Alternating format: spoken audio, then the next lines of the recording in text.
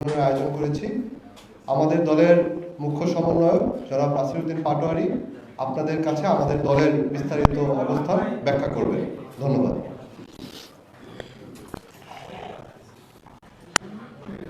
প্রিয় দেশবাসী এবং সাংবাদিকবৃন্দ, জাতীয় নাগরিক পার্টি এনসিপির পক্ষ থেকে সালাম ও শুভেচ্ছা জানাই।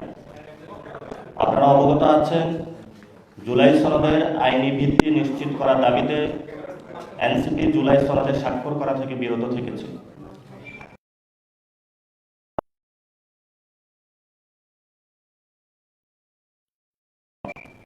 অবশ্যই আইনি ভিত্তি থাকতে হবে। জুলাই সনদ বাস্তবায়ন আদেশের খসড়া দেখেই স্বাক্ষরের বিবেচনা করবে, এই ছিল আমাদের অতীত বক্তব্য।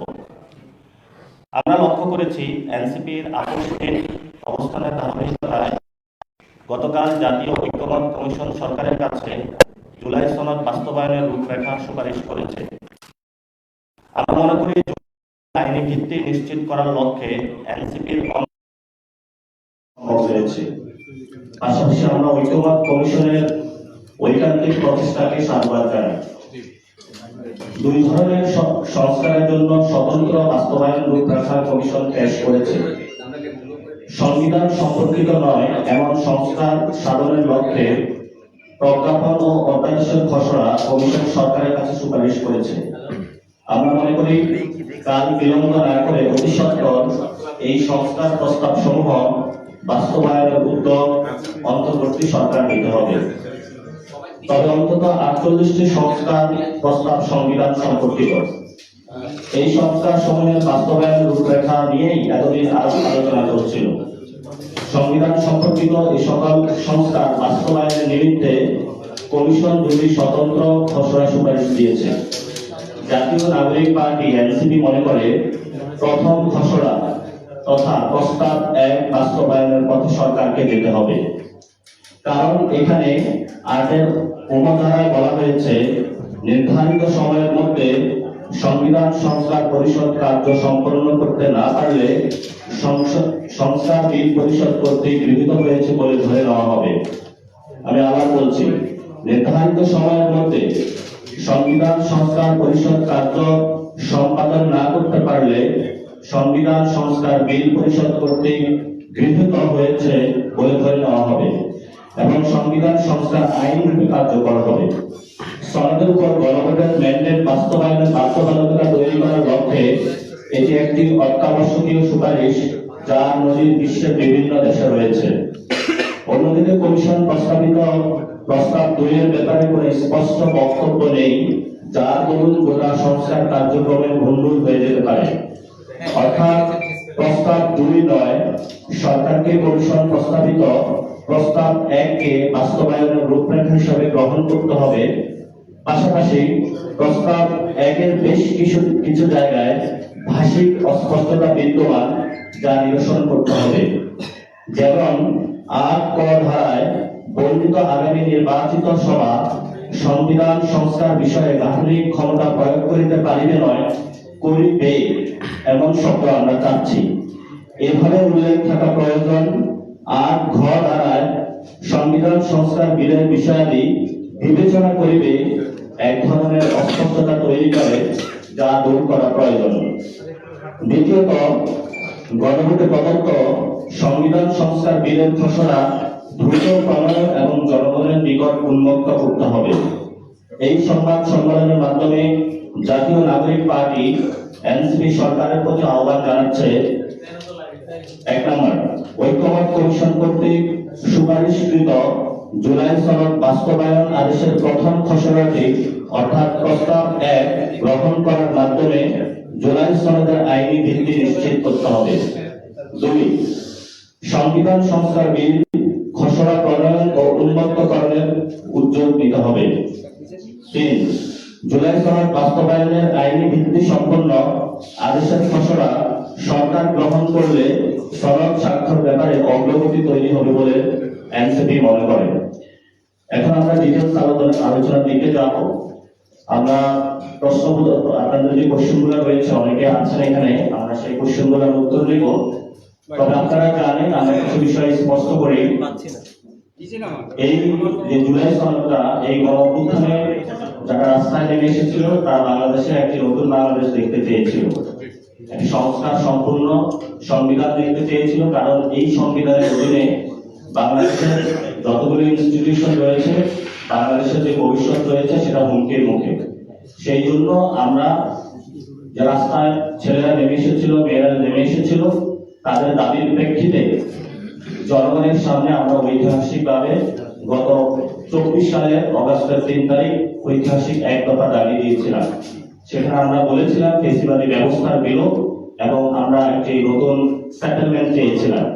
সেই ফেসিবাদী ব্যবস্থাকে বিলোপ করতে হলে এই যে জুলাই চার্টার বা জুলাই যে সনদটা রয়েছে একটা ঐতিহাসিক সিদ্ধান্ত।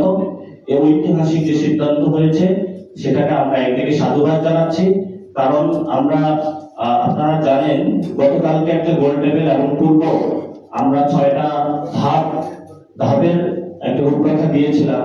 সেই রূপরেখাতে আমরা বলেছিলাম জুলাই গণঅভ্যুত্থানের মাধ্যমে প্রকাশিত জনগণের সার্বভৌম ইচ্ছার বহিঃপ্রকাশের অথরিটি হিসাবে প্রধান উপদেষ্টা ডক্টর ইউনূস কর্তৃক অর্ডার জারি করবেন।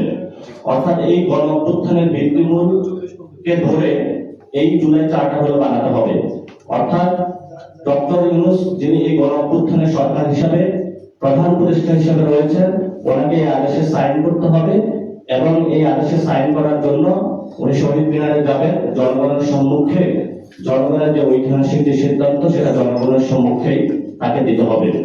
আমরা দ্বিতীয় একটি কথা বলেছিলাম যে অর্ডারের কাঠামোর অধীনে একটি গণভোটের আয়োজন। কিন্তু গণভোট নিয়ে বাংলাদেশে অনেক তর্ক বিতর্ক চলছে, এটাকে আগে হবে নাকি পরে হবে। আমরা সেই তর্ক বিতর্ক যাব না। আমরা মনে করি এই তর্ক বিতর্ক জামায়াত ইসলামী এবং বিএনপির মধ্যে একটি মল্লযুদ্ধ। এই মল্লযুদ্ধের মধ্যে জাতিকে অংশগ্রহণ করিয়ে জুলাই সনদের যে আইনি ভিত্তি সেটার বাস্তবায়নের ক্ষেত্রে কোনো বাধা সৃষ্টি করা যাবে না। আমাদের মূল জায়গাটা স্পেসিফিক জায়গা যে আমরা দিতে চাচ্ছি, গণঅভ্যুত্থানকে ভিত্তিমূল করে ডক্টর ইউনূসের সাইনে একটি আদেশ জারি করতে হবে, যে আদেশের অধীনে একটি গণভোট হবে।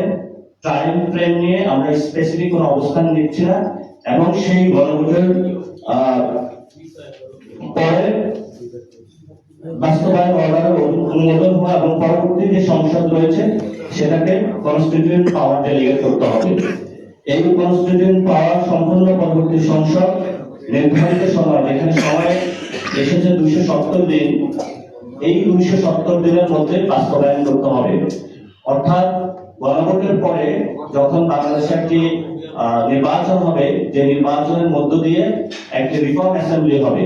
এই রিফর্ম অ্যাসেম্বলি একসাথে দুটি কাজ করবে। প্রথম কাজ হলো এই আদেশের বাস্তবায়ন তারা করবে। দ্বিতীয় কাজ হলো তারা বাংলাদেশের যে সচরাচর যে পার্লামেন্টগুলো কাজ করে থাকে তাদের নিত্য নৈমিত্তিক কাজগুলো সেগুলো তারা পালন করবে। সেখানে কমিশন একটি বাধ্যবাধকতা দিয়েছে যে 270 দিনের মধ্যে যদি তারা বাস্তবায়ন করতে ব্যর্থ হয় তাহলে অটোমেটিক এটা জনগণের সার্বভৌম বহিঃপ্রকাশ হিসাবে জনগণের যে অধিকার সেটা জনগণের এই সরকারের উপরে ন্যস্ত হবে বা বাস্তবায়ন হয়ে যাবে। অনেক জায়গা থেকে কথা আসছে এটা অটোপাসের মতো না। আমরা সেখানে বলছি যে জনগণ যখন গণভোটের মাধ্যমে এবং এই গণঅভ্যুত্থানের মাধ্যমে একটি সাথে সাথে লিগ্যাল ফ্রেমওয়ার্ক একটি বিলের মাধ্যমে আদেশ বাস্তবায়নের জায়গায় সর্বোচ্চ জায়গা থেকে সক্রিয় ভূমিকা পালন করছে, সেটা অটোমেটিক একটি বাস্তবায়নের জায়গায় চলে যায়। কিন্তু সাথে সাথে এটাকে আরো দৃঢ় করার জন্য লিগ্যাল ওয়েটা আরো এটাকে ফ্রেমওয়ার্ক করার জন্য আমরা কিন্তু সংসদের হাতে ওই জায়গাটা দিচ্ছি। কিন্তু পার্লামেন্টারি পাওয়ারের উপরে জনগণ যে সার্বভৌম ক্ষমতার অধিকারী সেই ভিত্তিমূলকে ধরেই ঐক্যমত কমিশন ডক্টর ইউনূস সাহেবের রিপোর্ট জমা দিয়েছেন। এই জন্য আমরা ঐক্যমত কমিশনকে ধন্যবাদ জানাচ্ছি যে ওনারা কোনো দল নয়, জনগণকে প্রায় এখানে রেখেছেন। অর্থাৎ দলের উপরে দেশকে রেখেছেন, জনগণকে রেখেছেন এবং এই জনগণের যে গণঅভ্যুত্থানে তারা এসেছিল, গণঅভ্যুত্থানের যে বহিঃপ্রকাশ, সেই বহিঃপ্রকাশ জায়গাটা তারা লিগ্যাল ফ্রেমওয়ার্ককে নিয়ে পিপলস উইলকে সর্বোচ্চ জায়গা স্বীকৃতি দিয়েছেন। এটা জনতার ঐতিহাসিক বিজয়, এটা কোনো দলের বিজয় নয়। যেভাবে এই গণঅভ্যুত্থান জনগণ নেমে এসেছিল তাদের বিজয় হয়েছিল, জুলাই সনদের মধ্যে লিগ্যাল ফ্রেমওয়ার্কের মাধ্যমে আমরা মনে করি জনগণের সে ঐতিহাসিক বিজয় আবার নতুন বাংলাদেশে সূচিত হবে। এই প্রস্তাবে বলা হয়েছে যে সরকার আদেশ জারি করবে, 1 নম্বর যে প্রস্তাব সেটাতে বলা হয়েছে, কিন্তু আমরা এই বিষয়ে এখনো স্পষ্ট হইনি যে সরকার কখন আদেশটা জারি করবে, কিভাবে হবে। সেখানে ইতিমধ্যেই আমরা রাজনৈতিক যে অঙ্গনে যে দলগুলো রয়েছে সেগুলোর মধ্যে তর্ক বিতর্ক লক্ষ্য করতে দিই, আমরা স্পষ্টতা তাদের মধ্যে দেখতে পাচ্ছি। তাদের মধ্যে বড় একটি তর্কের জায়গা চলে এসেছে, গণভোট আগে নাকি পরে হবে, অথবা 270 দিনের মধ্যে হয়ে এটাকে অটোপাস হবে নাকি হবে না। আমরা সে জায়গায় স্পষ্ট জায়গায় বলতে চাই যে ফেসিবাদী ব্যবস্থার বিরুদ্ধে ঐক্যমত কমিশন কর্তৃক যে সনদটা দেওয়া হয়েছে এটা একটা জাতীয় ঐক্যের প্রতীক। এই জাতীয় ঐক্যের প্রতীককে কেউ যদি বিভক্তির জায়গায় নিয়ে আসতে চায়, প্রকারান্তে তারা ফেসিবাদী শক্তিকে বাংলাদেশে অনুপ্রবেশ ঘটানোর প্রচেষ্টা চালাচ্ছে। আমরা গত বছরের 5 তারিখে দেখেছিলাম জনগণকে পাশ কাটিয়ে তারা ক্যান্টনমেন্টে গিয়েছিল, এবং সেখানেও যেই ফেসিবাদী শক্তিগুলো রয়েছে তা আওয়ামী লীগ নামে হোক, জাতীয় পার্টি নামে হোক, জুলাই সনদকে বন্ডুল করে তাদেরকে বাংলাদেশে নিয়ে আসার জন্য তারা সর্বপ্রকারান্ত প্রচেষ্টা চালিয়ে যাচ্ছে। যখন কনসেনসাস কমিশন এই তাদের বিলটা তাদের ভবিষ্যতের দিকে তারা নিয়ে যাওয়ার জন্য প্রচেষ্টা চালিয়ে যাচ্ছে, তখনও আমরা একটি দল থেকে এই ধরনের বাংলাদেশের জনগণ বিরোধী কার্যক্রম লক্ষ্য করতে দেখছি। আমরা তাদের উদ্দেশ্য বলতে চাই যে এটা জনতার একটি ঐতিহাসিক বিজয়। জনতার ঐতিহাসিক বিজয়ের সামনে অথবা মুখোমুখি আপনারা দাঁড়াবেন না। যদি জনতার ঐতিহাসিক বিজয়ের মুখোমুখি দাঁড়ান তাহলে বাংলাদেশের যে জনগণ যে সিদ্ধান্ত নেবে সেটা কিন্তু ভয়াবহ হবে আপনাদের সামনে। আমরা আরেকটি বিষয় বলেছিলাম যে সংস্কারকৃত সংবিধান অর্থাৎ আগামী ফেব্রুয়ারিতে যদি ইলেকশন হয়, সেই ইলেকশনের মধ্য দিয়ে রিফর্ম অ্যাসেম্বলি যখন রিফর্ম কনস্টিটিউশনটা প্রেজেন্ট করবে, সেই কনস্টিটিউশনের অধীনে যারা জুডিশিয়ারি রয়েছে তারা সকলে সাংবিধানিক পদের জন্য নতুন করে শপথ গ্রহণ করতে হবে, যাতে এই জিনিসটা আরো দৃঢ় হয়। যেহেতু আমরা রিফর্ম কনস্টিটিউশন পাবো 2026, সেই কনস্টিটিউশনের অধীনে যারা জুডিশিয়ারি রয়েছেন তাদের এটাতে ওথ বা শপথ নিতে হবে, কারণ তারা যদি এটাতে ওথ বা শপথ না নেন তাহলে ভবিষ্যতে এটা একটা হুমকির জায়গাতে পড়তে পারে। সেই জন্য আমরা সরকারের কাছে এই 6 দফা যে দাবি সেটা দিয়েছিলাম, এবং এই দাবির মধ্যে অনেকাংশে কিছু দাবি বাস্তবায়নের আমরা দেখতে পাচ্ছি। কিন্তু আমরা বিলটা যখন জনগণের সামনে স্পষ্ট হবে তবে সেখানে আমরা বলে থাকি যে কনসেনসাস কমিশনে এই বিলটা ড্রাফট আকারে জনগণের সামনে হাজির করতে হবে। অর্থাৎ এটা যদি এখন আইন মন্ত্রণালয়ে পাঠানো হয়, আইন মন্ত্রণালয়ে আসিফ নজরুল যিনি রয়েছেন ওনাদের উপরে জনগণের কিন্তু আস্থা নেই, এবং উনি বারবার কিন্তু জনগণের আস্থার বাহিরে গিয়ে এই যে আমাদের জুলাই সনদটা রয়েছে সেটাকে সংবিধানের অধীনে কথা বলে এটাকে ভিন্ন খাতে নেওয়ার প্রচেষ্টা করছেন। অর্থাৎ গণ অভ্যুত্থানকে ভিত্তিমূল না করে উনি জনগণের যে ঐতিহাসিক বহিঃপ্রকাশ সেটাকে পাশ কাটিয়ে ভিন্ন খাতে প্রবাহিত করার চেষ্টা করবেন বলে আমাদের একটা আশঙ্কা রয়েছে। সেই জন্য ডক্টর ইউনূসের অধীনে যে কনসেনসাস কমিশন রয়েছে বা জাতীয় ঐক্যমত কমিশন, এই কমিশনে বিলটা অথবা আদেশটা জনগণের সামনে ড্রাফট আকারে হাজির করতে হবে। ড্রাফট আকারে যখন হাজির করবে তখনই আমরা এটা দেখে এনসিপি স্বাক্ষরের উদ্যোগ নেবে। আমরা যে 6 নম্বর ধাপটা বলেছি সেটাতে বলেছি এই 2026 সালে যে সংস্কৃত সংবিধান, সেই সংবিধানকে সংশোধনী আকারে বলা যাবে না, কারণ সংশোধনী বা অ্যামেন্ডমেন্টের মাধ্যমে কোর্টের রায়ের মধ্য দিয়ে এই জনগণের যে ঐতিহাসিক বিজয় এই বিজয়কে আবার কোর্টের মাধ্যমে চ্যালেঞ্জ করে এটাকে ধ্বংস করে দেওয়া একটি পায়তারা আমরা ইতিমধ্যে লক্ষ্য করতে রাজনৈতিক দলগুলোর মধ্যে আমরা দেখেছি। ভবিষ্যতে এই ধরনের কোন প্রসেস আমরা বাংলাদেশে জনগণের বিপক্ষে গিয়ে কোন রাজনৈতিক দলের কাছে আহ্বান থাকবে আপনাদেরকে এই ধরনের কর্মকাণ্ড থেকে আপনাদেরকে জনগণের পক্ষে দাঁড়ানোর জন্য আপনাদের কাছে আহ্বান থাকবে। এখন আমরা স্পেসিফিক কোশ্চেন সেশনে চলে যাব।